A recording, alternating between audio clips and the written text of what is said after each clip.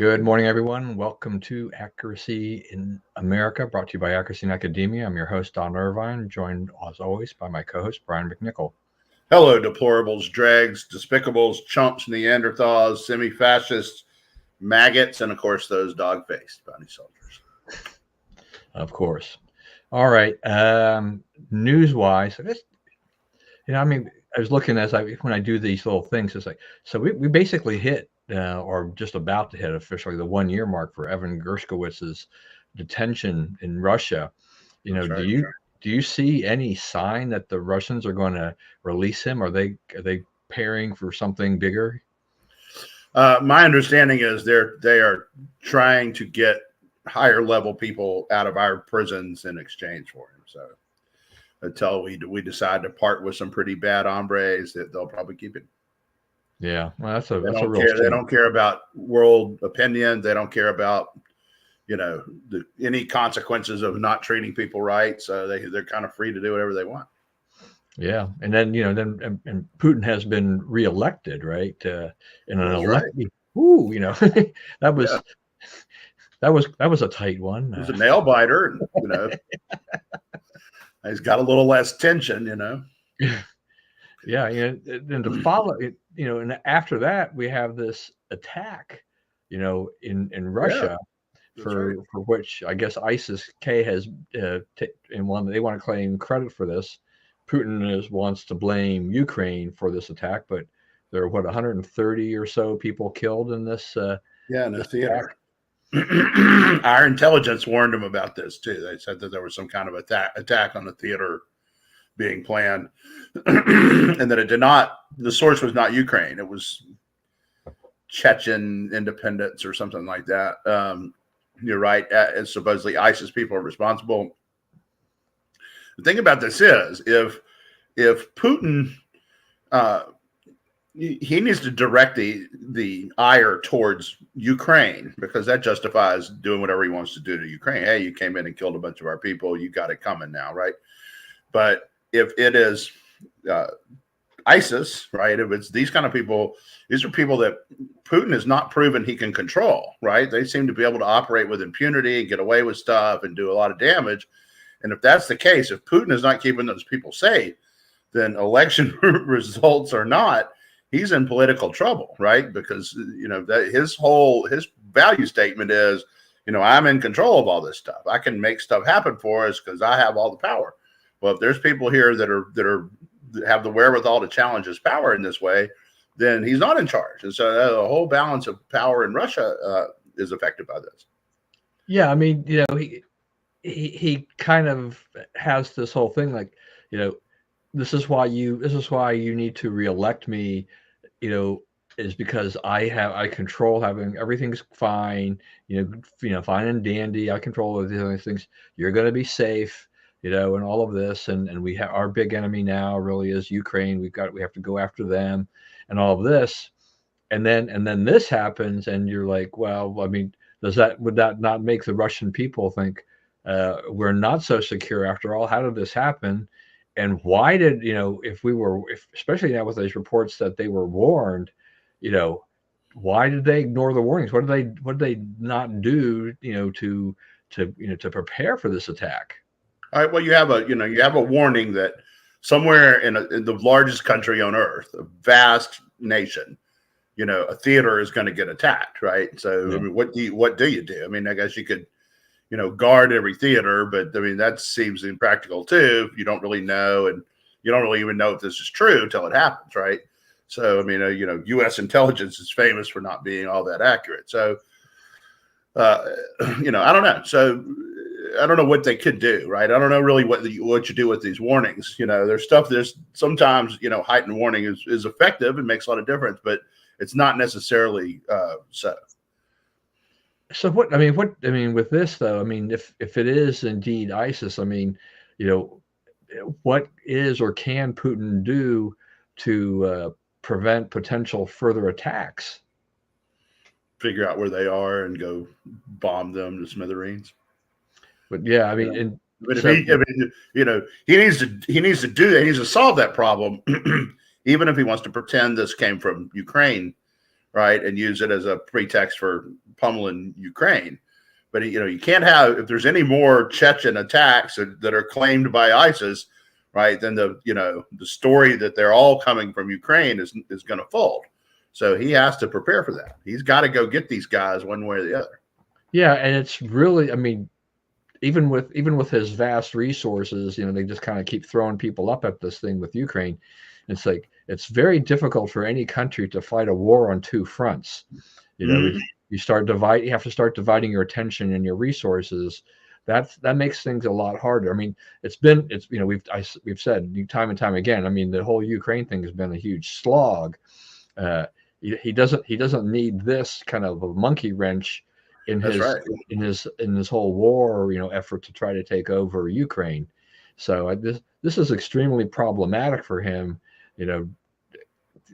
Plus, I mean, they kill civilians. I mean, it has not been the pattern, of Ukraine, they're not really trying to kill, civilians. They're not going to attack theirs.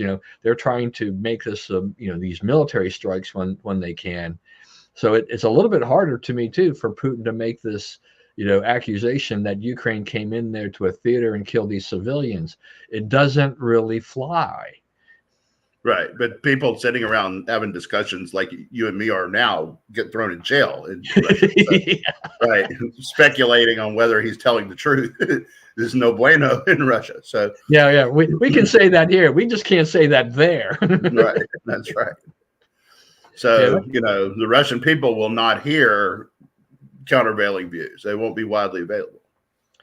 That's the thing too. I mean, you about just kind of the, in a lot of these countries that are similar, that have kind of got this, dictatorial type of setup, or, whatever you want to call it, autocratic, whatever, that when you have these leaders, dissent, is supposedly allowed, but in reality, if, when the government, finds dissenters, they're quashed.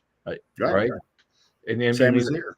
Yeah. And just, and just look, I mean, to me, I mean, China has been the biggest, purveyor of this, because, we saw that movement in Hong Kong, and, there's no one, that can speak up, about Hong Kong anymore. I mean, and they continue to tighten their grip on this, and wanting to throw people in jail and fine people and stuff like this. And it's abhorrent.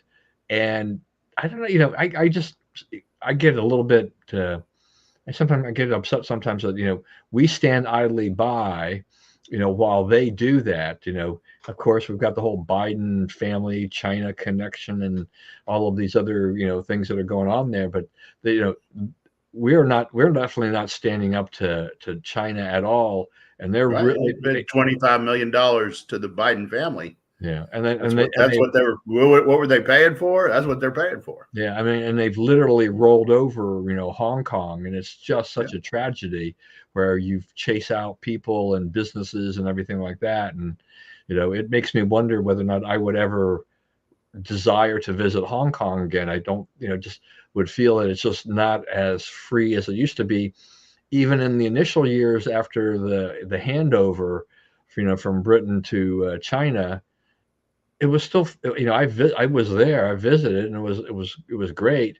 But I kind of wonder what it's like today, with all this stuff going on, that, I think the whole, atmosphere has changed among the citizenry there, in terms of their outlook on things. Yeah, much more fearful. Yeah, much less, commerce, outward looking. It's much more inward looking and fearful and cautious, and right. I mean, that's what totalitarian does. Crushes the spirit.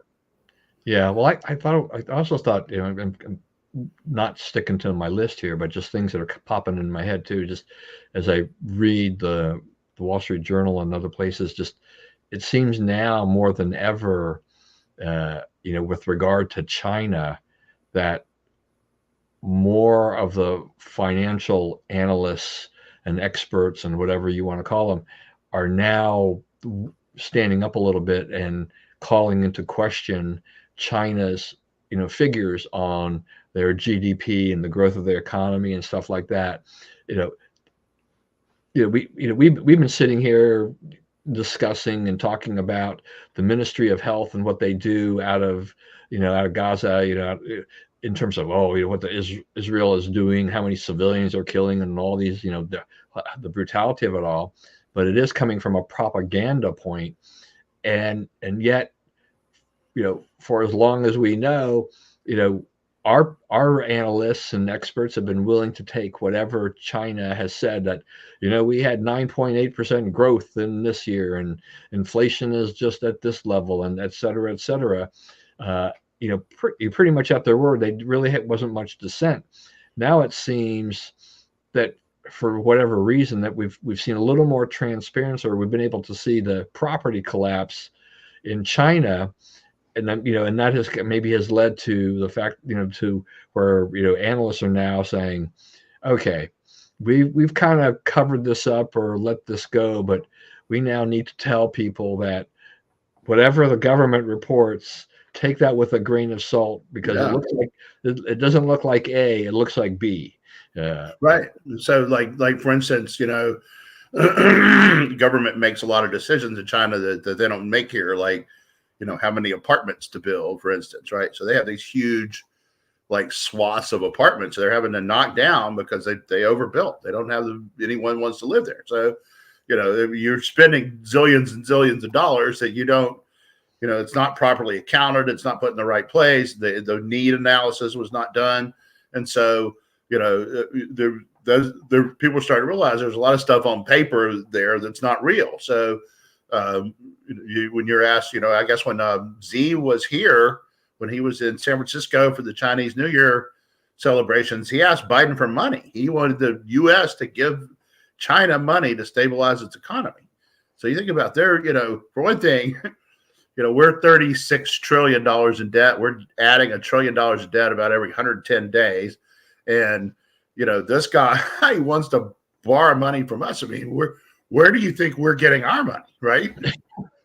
I mean, a lot of it we're getting from China. So, I mean, something's going on there, right? So, it is. There's a big credit bubble coming in House of Cards. And I've seen a few things in the last couple of weeks saying that we are headed for a big, serious recession and that it's unavoidable. And I don't know, I'm not an economist. I read these things.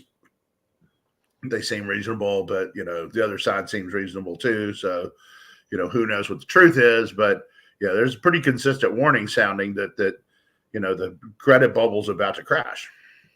Yeah, I mean because economic cycles kind of say that we're due for one, right? And they've been predicting one with all the things with the interest rate issues and all these things that have hit befallen the economy, and yet the economy is still it's still moving forward in general, and stock market valuations may be getting a little toppy at this point, and kind of being carried by just a handful of companies and things like that. Right. But it's nothing like what's happening in China, when when China, even now, when they talk about their growth and stuff like that, you're like, he's like, how do you report this GDP growth when there's now rampant stories about your real estate collapse?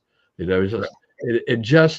amazes me, but I guess this is the way the system runs. And in China, it's like I feel for people who have bought into the whole all that real estate bubble that they had, and they went ahead and they paid their money. And the builders basically didn't realize, in essence, China, the government allowed this to be nothing but a bunch of giant Ponzi schemes.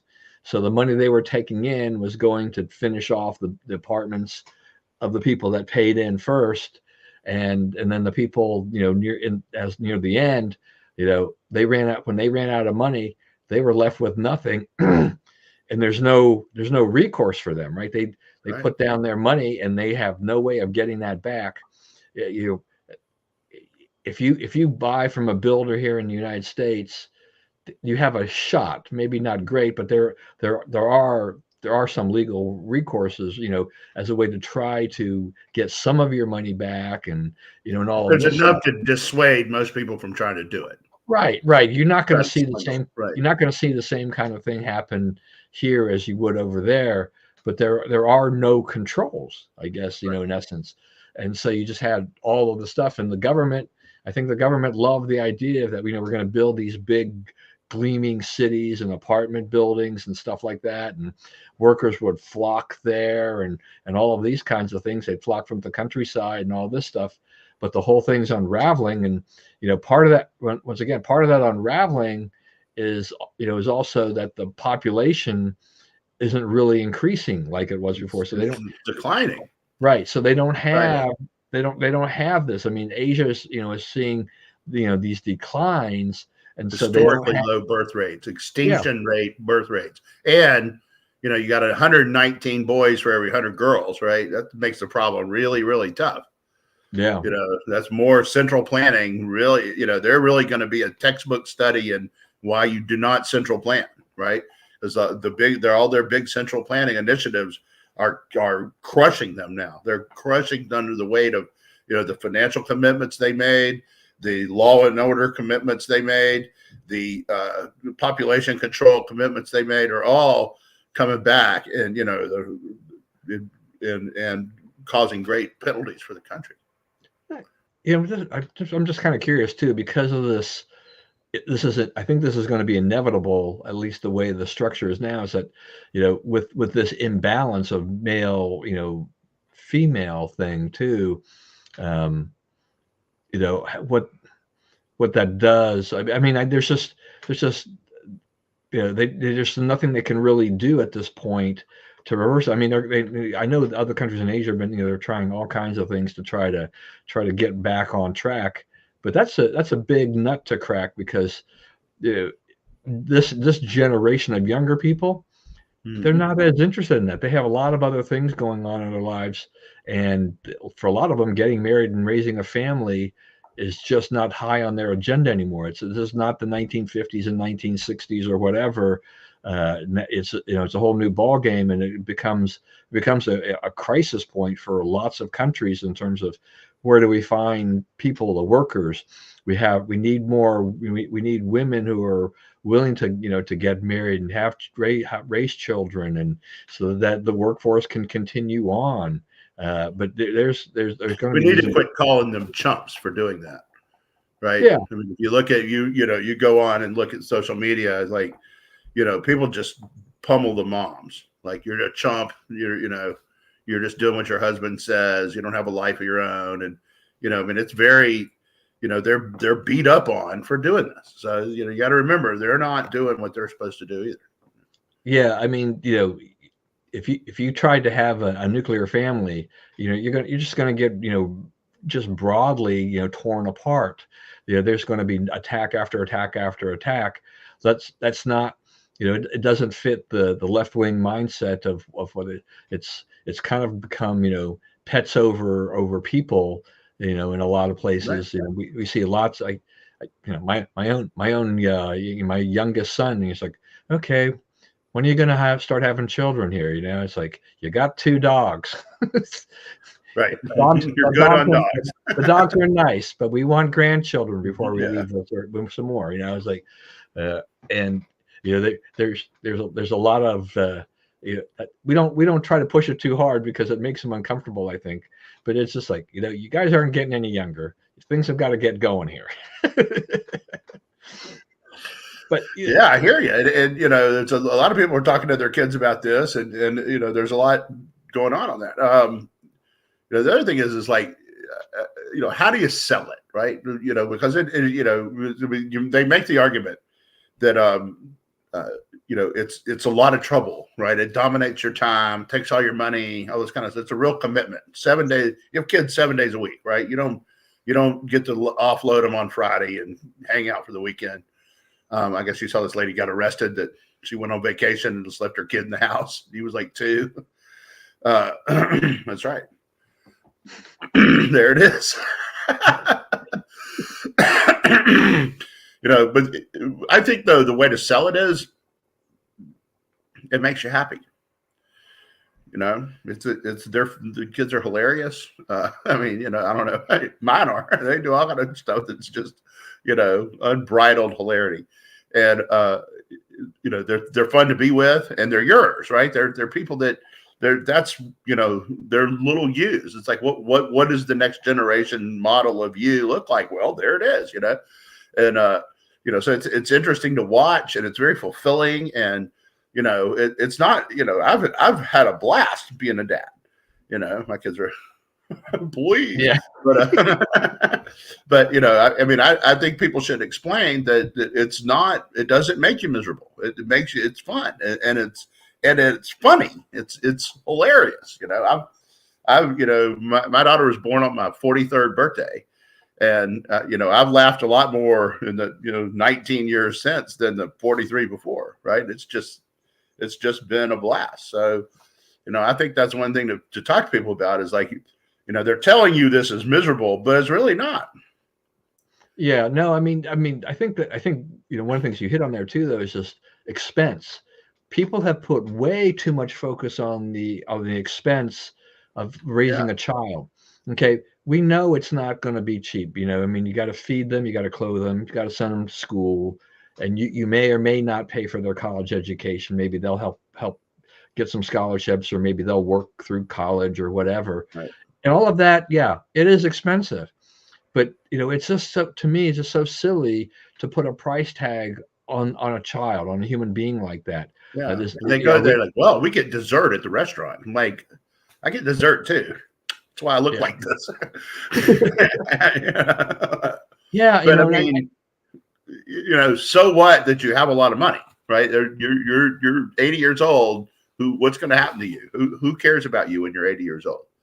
Right. Not the guy, the dessert guy. He can't remember you being in his restaurant, right? Right. You're not his concern. Right. That's the other part of that is that if you chose to not have kids, it's like, okay, we see, and we're seeing a lot more of this in the last 10 years, 10, 15 years, of where as we age, we need more help. Right. And so things will go wrong in the sense of, look, I mean, we had my mother with me, with us for what, 13 years after my father passed. We had no idea we were going to spend 13 years kind of watching over her. But that's something that we felt that we had to do. That was, as only child, my wife stepped up and helped out a ton. She was great while I was at work to take care of my mom, and we got some extra help here and there, towards the end. But I think about these couples that chose not to have kids but want to have 2 dogs and 5 cats and whatnot. Well, the dogs and the cats aren't going to outlive you, and they'll never be able to take care of you. Exactly who is going? If you should need help, who takes care of you? I mean, are you going to? Will you actually have the resources to go into a nursing home, which is expensive, or because there won't be any kids to take care of you in an in-home care basis, which if you're not really severely disabled, is really the better way of doing it. It really is better for the individual to be cared for in a home, rather than this nursing home situation. So they're very short term in their thinking. They don't really think the long term. And how do you put a price on the joy and the happiness? I just don't see how you can do that at all. Right. That's right. But yeah, I mean, maybe the left wants that. Maybe that's part of it. So the left says, yeah, we'll figure out a way to get science to have men have babies, and everything will be fine. Yeah. And and it's also like, what is your legacy? What because even okay, yeah, I would do that too. So yeah, that's the only thing I think is like, I know a lot of people who move to be by their grandkids. Like their grandkids are someplace and they're like, we're not doing nothing here. We're going to go over there. Right. I see that more and more because they want to be with those people. And it's like, and I think it's like, I coach these teams, and I always tell the grandparents when I meet them, the grandparents bring us good luck, right? The more grandparents we have at our game, more likely we are to win. It does seem to have some small correlation to fact, right? So, there have been games where I didn't think I was going to win, but we had a bunch of grandparents there and we did win, right? So, but it's what an enormous thing that like 2 generations of your family is there with you. Like values are getting conveyed. Like what it looks like to be a good, responsible adult is being conveyed, right?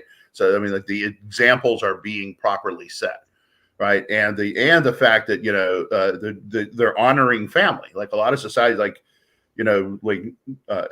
China has no pension system at all, right? So it's like you're not dumping them on the government to take care of. All the things the government does for you in China, that one you got to do yourself. You got to take care of your parents and your grandparents and so forth. So I don't think that's a negative thing. I think that is our responsibility, and I think that when you say we're going to put government in charge of taking care of some of these things, right? Then the thing doesn't get taken care of. Like the leftists, they're making a big deal on X and elsewhere about there was a summer lunch program. The federal government, the state had to put up matching funds, and that you would feed kids lunch in the summer through the schools or whatever. And a lot of states are saying no. And it's like, oh, you're so cruel. You don't care if your kids starve. Okay. Let's look at that. If the parents, I get it during the school year, the kid can't go somewhere else to get a meal. And if you can't afford to put stuff in his box for him to take, right, something's got to happen there. Your kid's hungry all day. Okay. But in the summer, you do have choice where you are, right? The kid has a choice. Parents have a choice, right? The kid's choice subject to approval of the parents, right? So, if we say, okay, we're going to say the state also pays for all their meals in the summer, all right, when do the parents pay for meals for the kids, right? Because they're right about that. It is the parents' responsibility to feed the kids. So if the government takes that responsibility from you, okay, so if you have a kid who can never get a meal, right, every meal that kid ever gets is, depends on government handout, right? Then what is going on in that home, right? That you never have enough money or organization or food or caring or wherewithal to provide your kid a meal. What is your house like? What kind of environment is that to raise kids in? I mean, I can't believe that somebody who cannot ever provide a meal for their kid is also providing a great place to live, right? I just don't believe that. So if you're going to tell me that you cannot ever pay to feed your kid, I'm going to say we need to put your kid somewhere where people are responsible enough to feed their kids. Yeah, I mean, there's all kinds of things with the socioeconomics of different of the kids in school systems and things like that. It ranges all over the place, but yeah, you kind of makes you wonder. It's like the school system is supposed to feed the kids year round, in essence, for this. Every meal? No. Yeah, that's not what schools are for. Yeah, no. I mean, it does, and it does, I think, go back to the home life, and that for the, it's a broad brush at this point, but for the families that are begging for that program, it's kind of like, look, you've got to, this is coming. You need to be doing something. I mean, and if it's just a meal, what do they do about the other meals, and why are the taxpayers paying for it, and all of these things. Yeah, right. That's right. Right. This kind of okay. So they are eating, right? They're not dying of starvation. So they're feeding themselves, but not their kids. Yeah, they're not showing up emaciated or something like that, and starving to death, and so it calls into question. But it's that whole thing. When we provide these safety nets, it does make certain groups of parents very lazy, thinking, oh well, look, the government's going to take care of me, care of my kids. I don't have to. I can abdicate my responsibility as a parent and turn it back to the local school system or government or wherever. And this has been a long-standing problem in our society. Is just that whole social safety net of, we're going to provide all of this stuff, but how many times have we seen kind of the cycle of poverty go from generation to generation? Everybody's just like, oh yeah, I can have babies because that's not going to be a problem. I'm going to get extra welfare, and I'm going to be fine. I don't mind living my life like this and not really thinking about the welfare of the children. Right. And then those kids grow up and they've never seen anything different. So that doesn't look like a bad decision to them either. Right, right? exactly, and So that's why I say this whole cycle, it just continues. That perpetuates. cycle is just continues and continue ever and ever. So Right. that's not, you know, And so the left, they walk away saying, "Hey, we gave you a free lunch." Those guys didn't want to give you a free lunch. We gave you a free lunch, okay, but you didn't help us. You consigned us to generations more of this because you made it okay to be a dropout parent, right, right? right. Yep. All right. So we'll switch quickly for a little bit, just locally for this whole the story that I guess has become a national story because with the Francis Scott Key Bridge in Baltimore, Yep. a ship hit a pylon and basically took down the bridge early in the morning yesterday. It was like what 1:40 a.m. or thereabouts, Mm-hmm. and luckily they were able to stop most traffic. Unfortunately, there was a road crew that had been working there filling potholes or whatever, and looks like there are six workers that are unaccounted for, and they've called off rather than a rescue, now it's a recovery effort at this point. I mean, at 1:40 in the morning, it's dark, and how you got to get crews out there. The water was cold. We've hit, we're still kind of in a cold spell in the early Water morning. temperature was in the 40s. Yeah. So you can't survive very long, under those circumstances, and they certainly weren't prepared to fall into the water either. So this is a tragedy for the loss of human life, but it has some economic impact too. I mean, you have the traffic that normally travels that bridge, that they're not going to be able to do that for a while. Also, it affects the port of Baltimore, and I understand that a lot of the shippers are going to try to reroute what the goods, like GM's has cars that they normally ship into Baltimore, and they're going to go to ship them, to maybe South Carolina or somewhere else, or there are other ports that they can go to, but it will probably add some extra cost to the goods that normally would flow through Baltimore, because their endpoint will be, offloading will be further away from where they need to really be, and then they'll still have to be transported from there to their final destination. But I don't know. I know that, at least for me, for some of the Facebook, for instance, like I saw some conspiracy theories about this, but I don't know. I mean, it's like, right, throw conspiracy theories at this. I mean, it seems kind of ridiculous at this point to start blaming these other things. But the port has, they have rules about who can pilot a ship, out of the waters and stuff like that. And you hire a local pilot. You get a yeah, guy to come in and drive you to the edge, basically. right. And the guy was on the boat, and he was part of signaling for the Mayday. So Yeah. they had done what they were supposed to do. It looks like they lost power on the ship, and then they tried to get it back, and it came back briefly, and then it didn't come back, and they couldn't steer the ship without the power. I don't really know a lot about ships. Maybe that makes sense. Maybe it doesn't. I would not rule out that, there was some kind of subterfuge somewhere along the way. Why did it lose power? Blah, blah, blah. I don't know. Right. But, the thing about the bridge, though, is, they don't want to put hazmat loads through the tunnels. Right. And like most people, like me and you, driving from here to New York or whatever, we wouldn't go on the Key Bridge. We would go through the tunnels, right? Right. And so now the bridge is for trucks that cannot use the tunnels. So what do you do about all the hazmat stuff that goes into the port of Baltimore, and how do you get it off of the Sparrows Point or whatever, and how does that work? So I mean, that's going to be the big nightmare for a long time to come until they can get something. Yeah, I mean, the tunnel is long enough that a mishap would be disastrous. So, right. And something like that. So you don't want that. So the bridge makes a heck of a lot of sense. Is that to travel that way is a lot better.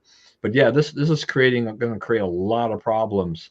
And the other thing is, like, you got to get the old bridge out of the water. Yeah. Because like you can't have other ships coming in and read it. Okay, well, see, that doesn't surprise me. Yeah. And ships, a lot of how ships are propelled and so forth is old technology. And so, it's not impossible that it breaks. Well, yeah, I mean, this is like this is like trucks. There are a lot of trucking companies who don't really maintain their fleets, and you Yeah, can imagine how expensive it is to try to maintain a freighter or anything like that. These big hulking, uh, miles of steel and stuff like that. But I mean, if you lose power and you can't steer something like that, and you become listless, and you're now just kind of with the current, that's a problem. That is a yeah, huge problem. And yeah, this at the very least, I guess it probably winds up looking at they'll be looking into the ownership and the maintenance and all of this stuff, and whether or not they with these kind of things, whether or not you can actually find them and get something out of that, I don't know, because a lot of these things tend to be just a layer of a bunch of different things going on there, yeah. and all that. But yeah, it's just a miserable mess. And I mean, the only reason I first knew about it is I had a friend of mine who lives in Baltimore, and I guess he was up in the morning, and when I got up and got on my computer at 3:30 or whatever, there was a Facebook message from him with this story, and I'm like, whoa, Yeah. because I wasn't going looking for that at 3:30 in the morning No, necessarily. no. Yeah. And Think all about that. all the But news people had to just get out of bed and go crank it up right there in the yeah, middle of the night. yeah. But my thoughts and prayers go out to the families of the Yeah, workers, and absolutely. because this is just going to be a big mess. Yeah, I mean, I think that, yeah, I mean, that depending Yeah. upon, yeah, if they had whoever was covering that ship, I mean, this is a huge loss. And Especially if it's the second time it's happened, because that ain't yeah, a pretty yeah, high I mean, premium.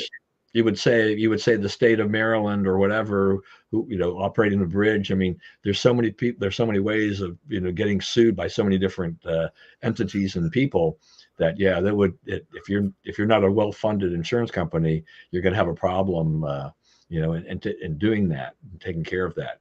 Um, so Trump had good news this week in the sense of he got his bond reduced, that ridiculous bond. Now, 175 million versus 454 or 64 or whatever it was, it's still too high, in my opinion, Right. right? But it's better, and it's doable. He can secure a bond against something like that versus the bigger number.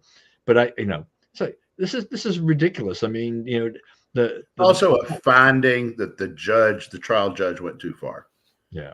Right. I mean, the biggest thing is the appellate court is saying the superior court in New York, it's all backwards. Superior court is the lowest court. So gets the highest regard is the one that people actually go to.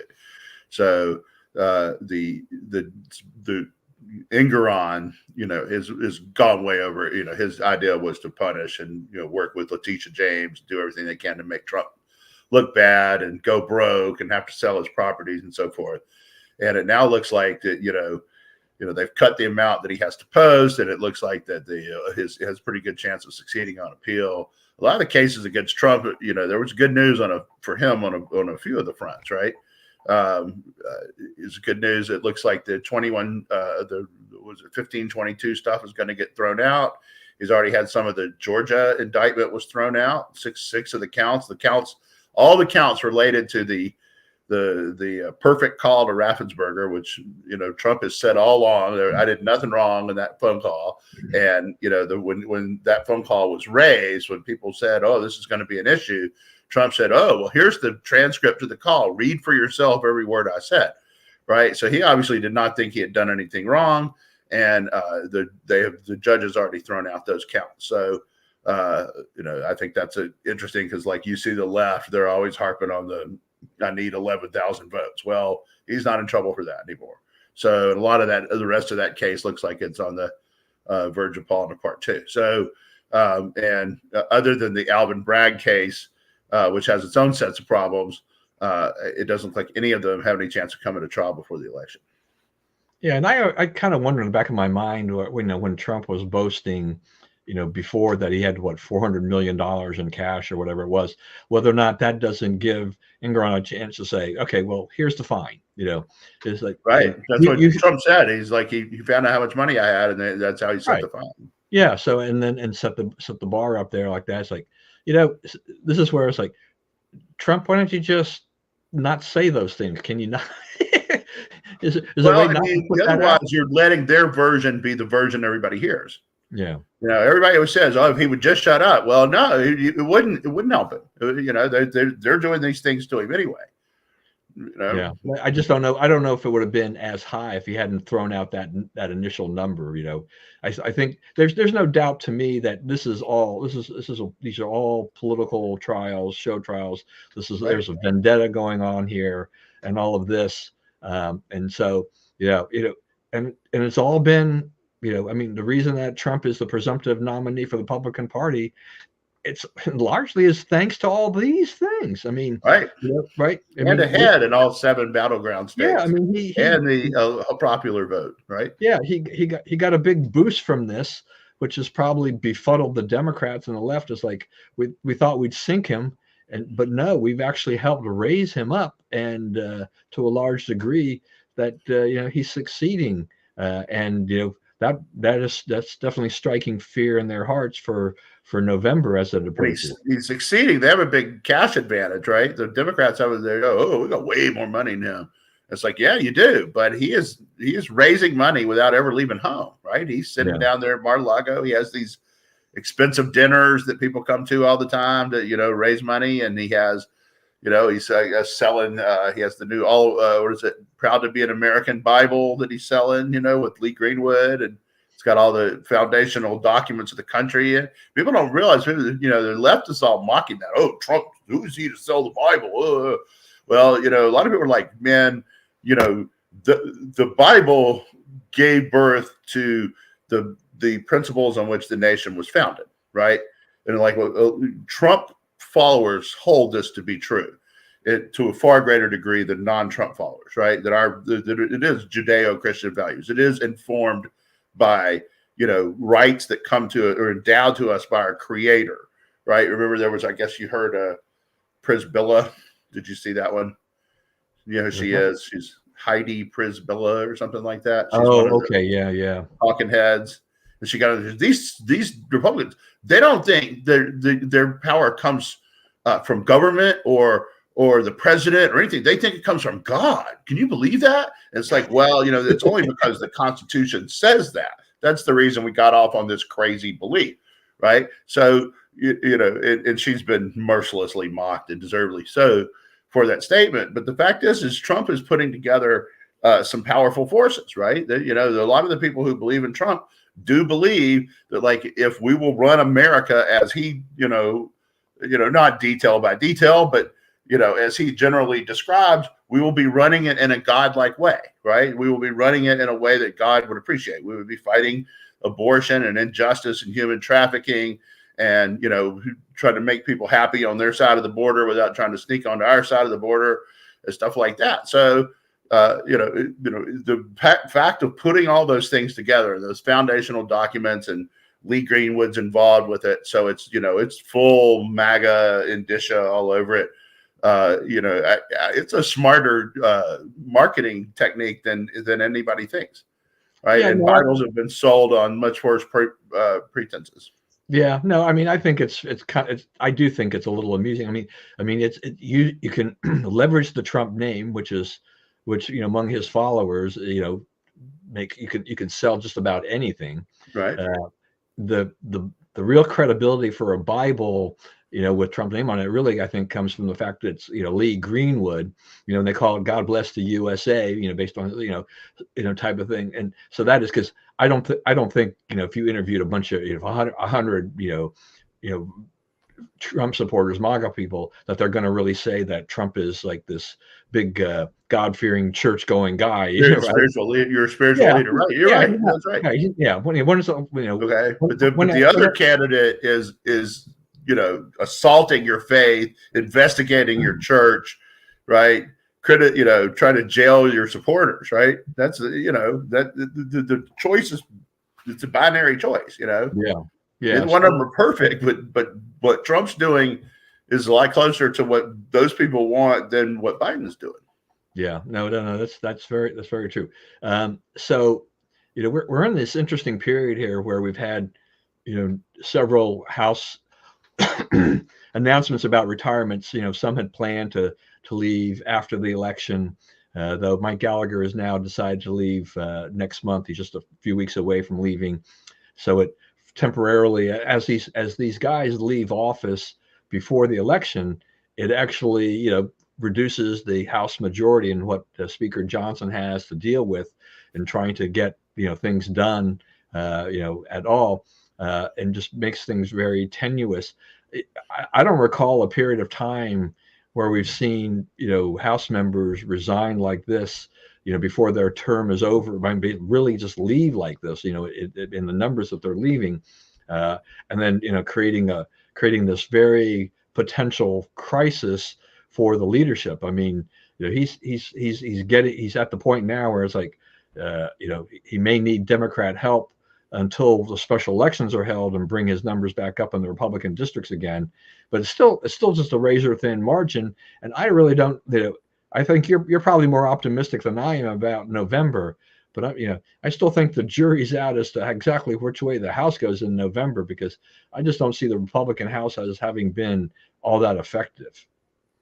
I agree that the House, the control of the House is up for grabs. It's not assured. My optimism says that the rising tide of Trump winning a strong election at the that's right. The rising tide of Trump and Senate candidates, which is the Republicans should gain control of the Senate. It's almost hard to see them losing it at this point.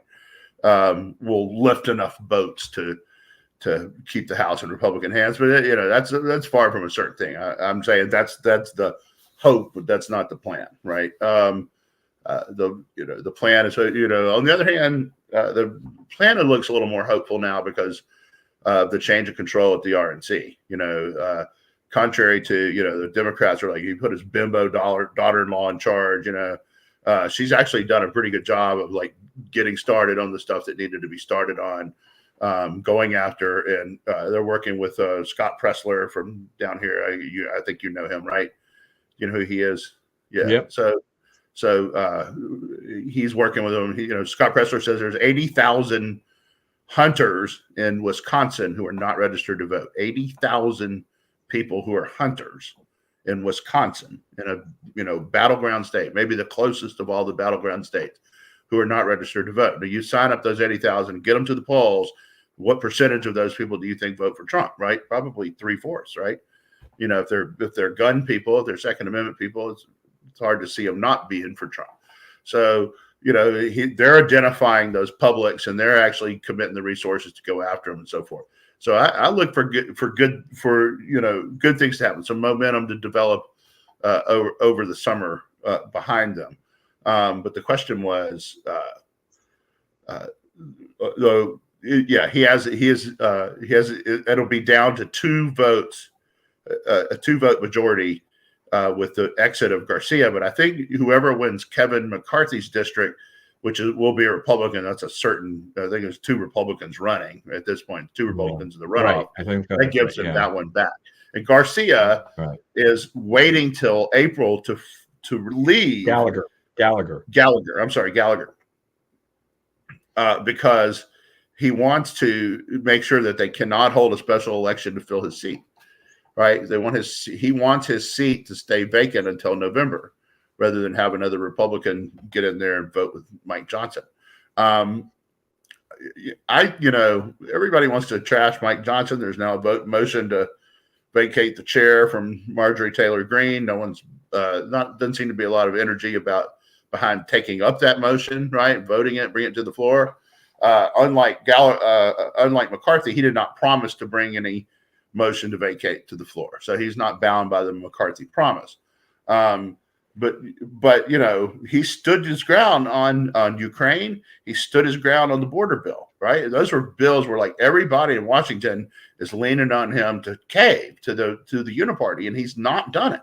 And he's held in line the caucus with a 3-vote majority.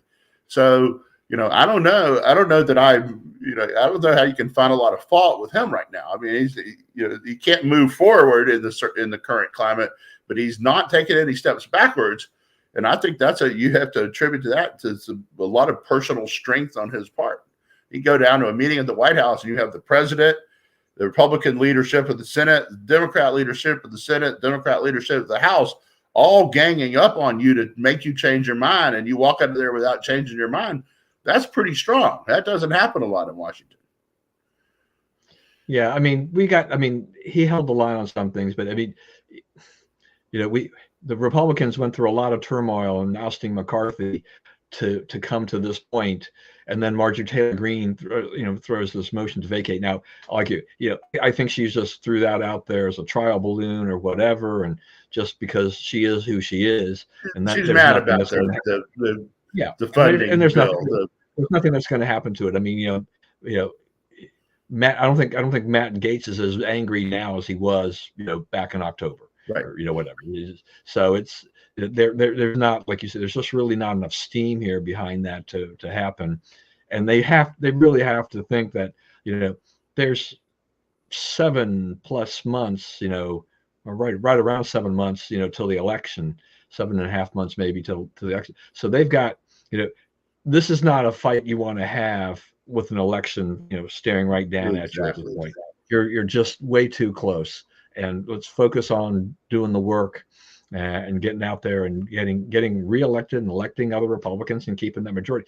Now, what's interesting is I know we've touched on this before, is the position of where Larry Hogan is in Maryland.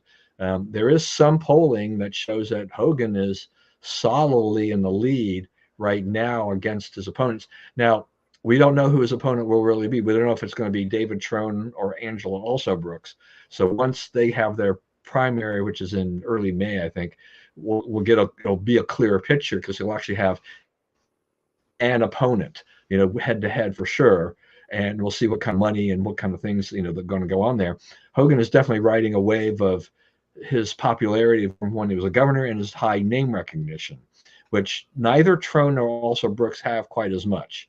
Right. But there are also polls that show that Maryland says that they want the Democrats to control Congress, something like 55%. So they're not matching up, right? It's like you've got these people saying, hey, we love Larry Hogan, but on the other hand, so they're not apparently associating one with the other quite yet. It's still kind of, for this, maybe still early, because until they have a definitive candidate, that's how it's going to be. But I am heartened by what initially is happening with Hogan, and I think I think he's got enough momentum. He's likable enough. He did enough in the state.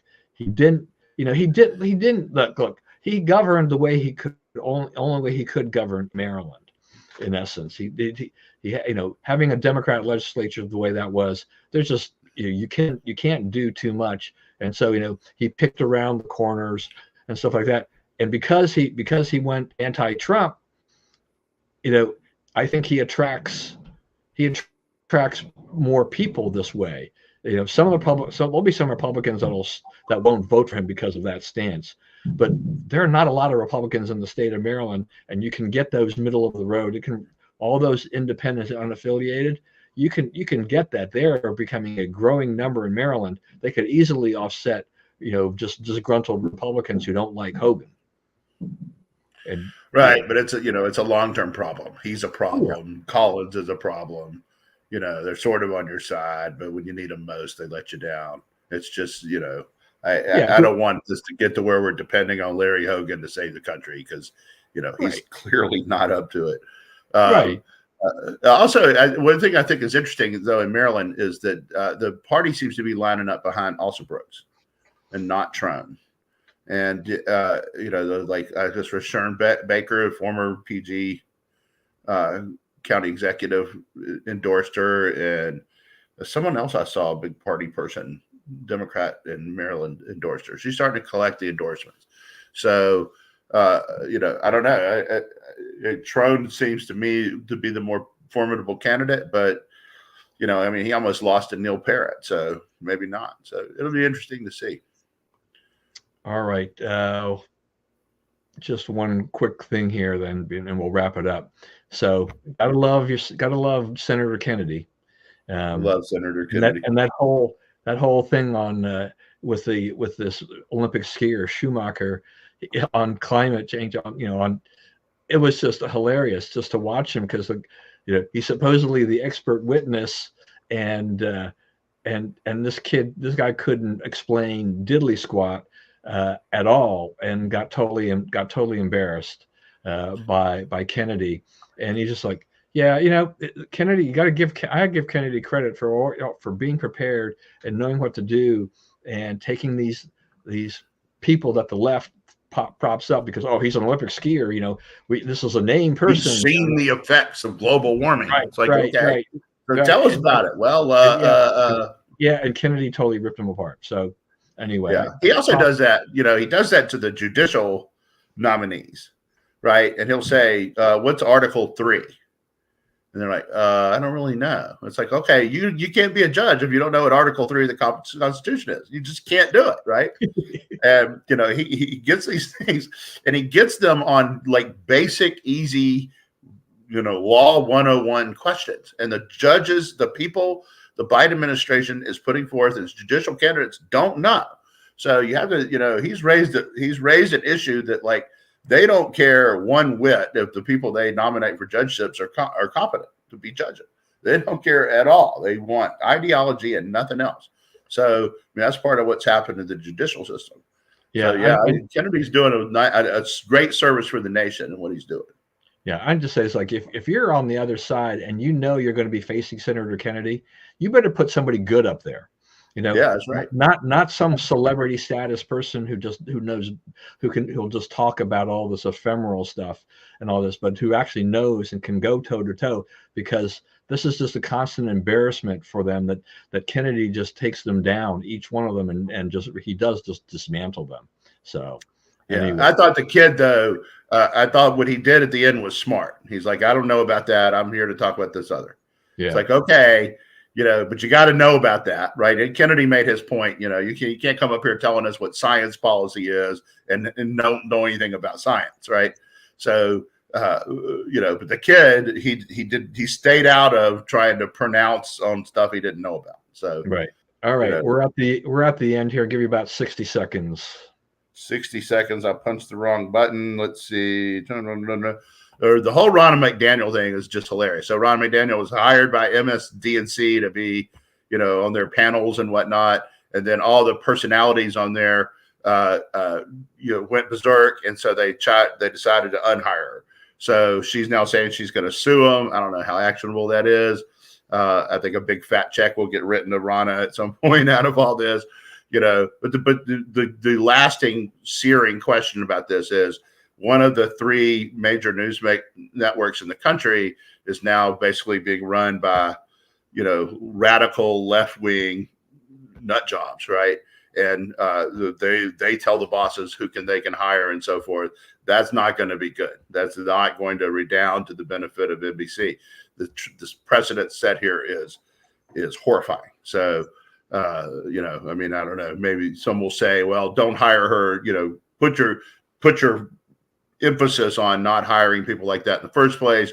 But the notion that's getting argued here is that anybody who had anything to do with Jan 6 or Trump, is unfit to comment on politics in the country. That's what they're positing. That's what they're claiming. Okay, so if you allow that idea to take hold, right, then there's virtually no leftard.